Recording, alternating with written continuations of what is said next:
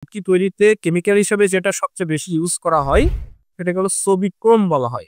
এটা একটা ইন্ডাস্ট্রিয়াল রাসায়নিক পদার্থ এবং এটা সাধারণত শিল্প কারখানায় ইউজ করা হয় কোনো প্রোডাক্টের উজ্জ্বলতাকে বৃদ্ধি করার জন্য। আমরা যারা শুটকি প্রেমী আছি আমাদের মধ্যে অনেক বড় ধরনের একটা কনসার্ন হচ্ছে শুটকি মাছটা যখন তৈরি করা হয় তখন এখানে কোনো ধরনের কোনো কেমিক্যাল বা বিষাক্ত কোনো রাসায়নিক ইউজ করা হয় কিনা।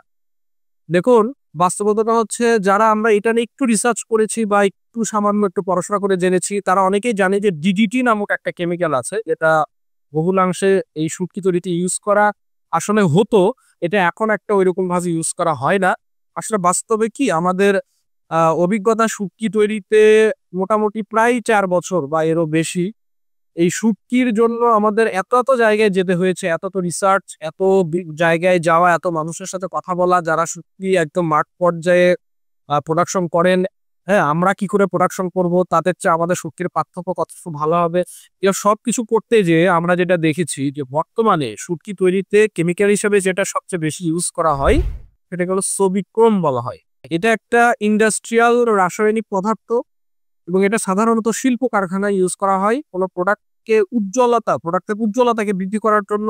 আমাদের শুটকি মাছের ইউজ করা হয় যেন এটাকে অনেক বেশি তাজা দেখায়। হ্যাঁ, এটা তাজা দেখালে কি হবে, এটা অনেক বেশি দামে সেল করা যাবে। তো এই কেমিক্যালটার নাম হচ্ছে সোবিক্রোম। আপনারা যারা এটা নিয়ে স্টাডি করতে চান করতে পারেন। এটা খুবই ডেঞ্জারাস একটা জিনিস। এটার কারণে লিভারের ক্ষতি হতে পারে, সবচেয়ে বড় কথা ক্যান্সার হতে পারে। এমনকি এটার জন্য লিভার থেকে শুরু করে শ্বাসতন্ত্র এবং শরীরের অন্যান্য অর্গানের অনেক বড় অসুখ হয়েতে পারে। তো আলহামদুলিল্লাহ আমরা আমাদের শুটকি মাছ বরাবরই দাবি করে আসছি যে সম্পূর্ণ কেমিক্যাল মুক্ত এবং ফ্রেশ মাছ থেকে তৈরি। আসলে বাস্তবতাটা হচ্ছে যখন আমি একটা শুটকি মাছ ফ্রেশ মাছ থেকে তৈরি করা হয় তখন সেই শুটকি মাছে একটা স্টেজ পর্যন্ত কেমিক্যাল আর ইউজ করার দরকারই হয়।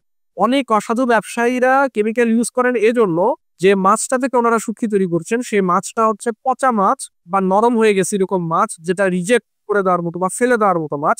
সেই মাছকে ওনারা নিয়ে যখন ওইটা থেকে ওনারা শুটকি তৈরি করছে তখন কেমিক্যালটা দিয়ে দেন যেন সেই মাছ থেকে যে উদ্ভট পচা অনেক ভয়ঙ্কর গন্ধ, যে গন্ধের কারণেই হয়তো বা কাস্টমাররা কেনার সময় গন্ধের কারণে কিনবেন না, ওইটা যেন না আসে। এবং দ্বিতীয় আর একটা কারণ হচ্ছে যেন এই শুটকি মাছ যেহেতু সারা বছর সংরক্ষণ করে বিক্রি করতে চান ক্রেতারা, যেন এই শুটকি মাছে কোনো ধরনের পোকা না ধরে।